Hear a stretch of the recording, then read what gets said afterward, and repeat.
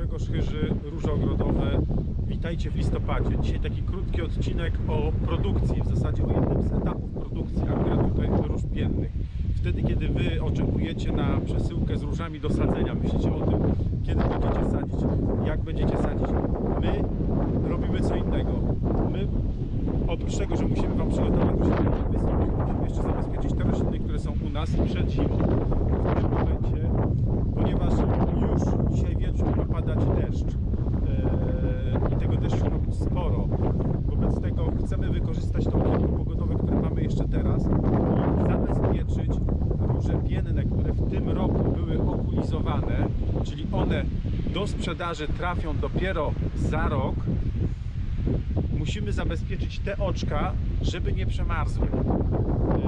Tak jak zabezpiecza się koronę, czyli tą część szlachetną, tak my na tym etapie zabezpieczamy te oczka, które stworzą dopiero nam tą część szlachetną korony w przyszłym roku. I pokażę Wam, jak to wygląda. Tutaj mamy miejsce okulizacji. Tu jest jedno oczko, tu jest drugie oczko. I gdyby te oczka wyglądały tak jak tutaj, to by była sytuacja idealna.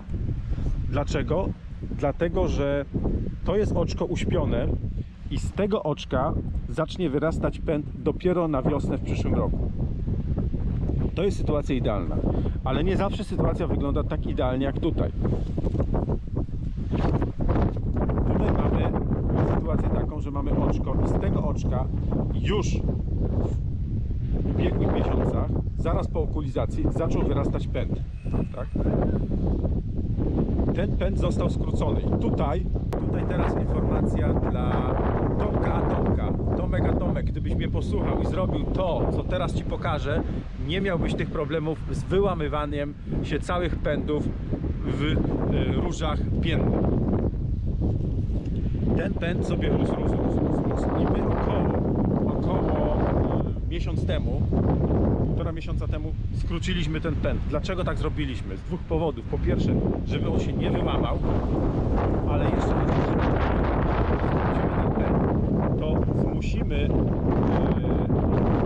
ten fragment pędu, który zostanie, do tego, żeby zdrewniał, i na tym nam zależy, ponieważ największym problemem, największym wyzwaniem w takiej sytuacji, kiedy z założonego oczka zaraz zacznie nam wyrastać pęd przed zimą, jest to, że może się to wyłamać, ale najważniejsze, że może to nam zgnić, przemarznąć w zimie. Chodzi o to, żeby te pędy, jeżeli już wyrosły, na czym nam nie zależy, ale na to czasem nie mamy wpływu, to chodzi o to, żeby one były jak najbardziej zdrewniałe. Dlatego właśnie około półtora miesiąca temu skróciliśmy ten pęd, on już zaczął drewnieć, ale nie skróciliśmy go docelowo, dlatego że teoretycznie moglibyśmy to już schować pod ziemię, ale taki pęd dalej będzie bardziej narażony na wyłamywanie, bo jest za długi. My go skracamy teraz jeszcze, o, widzicie, około centymetr. Dlaczego od razu nie skróciliśmy tych pędów tak na centymetr?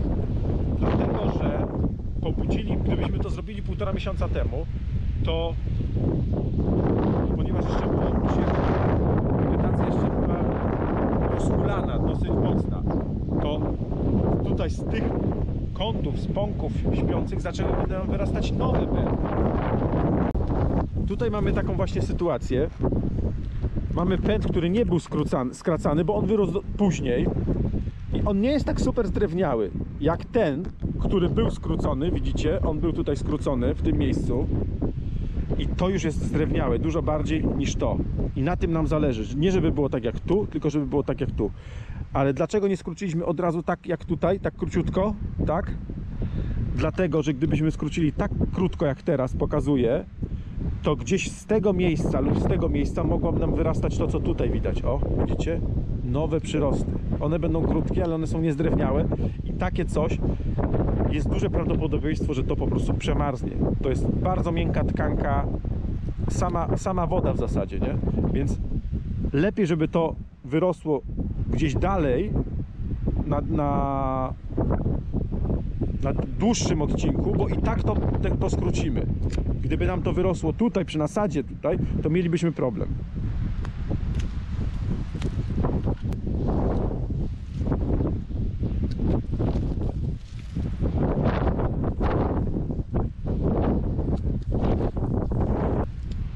Kiedy mamy już skrócone te wyrastające pędy, wiemy, że wszystko jest ok, nic się nam tutaj nie złamie. I wkładamy sobie klipsy, którymi te dnie róż były przymocowane do druta, po to, żeby utrzymać ich pionową pozycję, żeby to było proste wszystko. Odpinamy sobie te klipsy. Zbieramy je, bo w przyszłym roku one nam już nie będą potrzebne, dlatego że w przyszłym roku ale takimi drutami do tego druta. Ten drut będzie ciut wyżej i one będą, będzie to po prostu lepiej, stabilniej, niż gdybyśmy używali takich klipsów. Zwróćcie uwagę jeszcze na jedną rzecz. Tutaj została nam gumka po okulizacji, tak? A na pozostałych 3 oczkach już gumki nie ma. Tu nie mamy gumki, tu nie mamy gumki i z drugiej strony tutaj też nie mamy gumki. Dlaczego została tylko jedna gumka, a te 3 pozostałe zostały ściągnięte? Chodzi o to, że po okulizacji mamy środek lata. Okulizację robimy w środku lata. Intensywność wegetacji jest tak duża i produkcja tej tkanki łącznej, tego kambium jest tak duża, że po prostu mogłoby nam to zakallusować wszystko i zasklepiłoby nam oczka. Dlatego zdjęcie gumki powoduje, że ten proces kallusowania ustaje. Po prostu przestaje zarastać nam kallusem ta rana, która powstała w momencie okulizacji. I to jest bardzo ważne, bo gdybyśmy tego nie zrobili, to te oczko mogłoby zostać całkiem zalane kallusem i nic by z niego nie wyrosło. A dlaczego zostawiamy tą górną gumkę? Między innymi dlatego, że teraz, kiedy będziemy to przyglądać, wiemy, w którym miejscu są ta część pętli, na której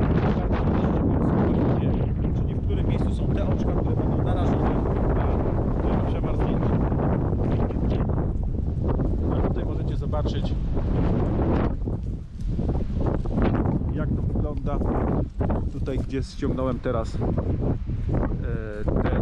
ściągnąłem gumkę. Widzicie, oczko jest ładne, zielone, nie zalane kallusem, ale z doświadczenia wiem, że przynajmniej 50%, jak nie więcej oczek, gdybyśmy tego nie ściągnęli, a okulizacja była robiona dosyć wcześnie, jeszcze w lipcu, to zalewanie kallusem jest bardzo częste. I teraz, kiedy mamy już przycięte te pędy, odpięte róże od drutu, przystępujemy do właściwego okrycia. Mamy tu wcześniej przygotowany rowek i spulchnioną ziemię. To jest strasznie ważne, żeby ta ziemia była, widzicie, miałka, żeby to było pulchne. Dlatego, że wtedy ona bardzo dobrze wypełni i oklei jak gdyby nam tą część, na której nam najbardziej zależy, żeby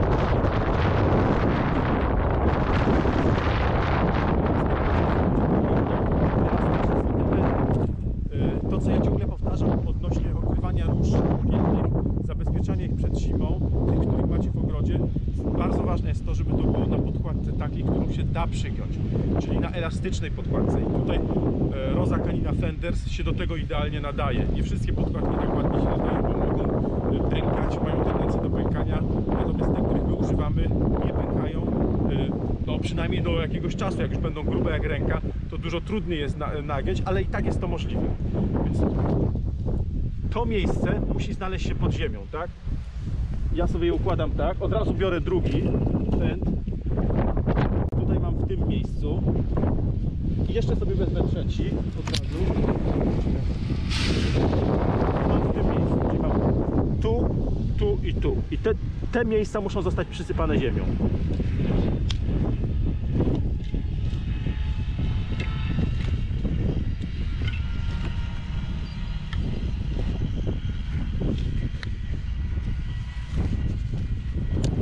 Żeby nam to nie odbiło, dobrze jest sobie to przydeptać.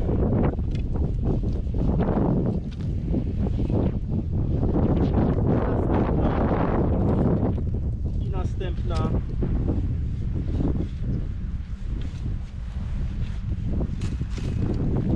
I następna.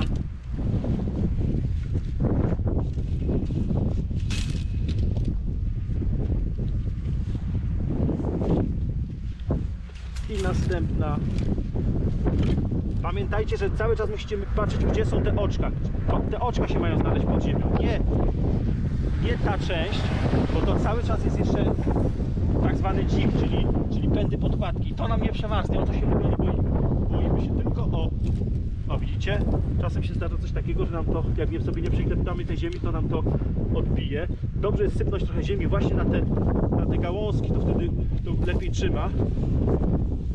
I przydeptać. I lecimy następny.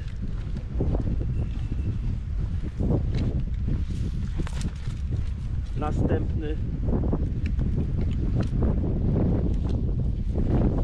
Następny.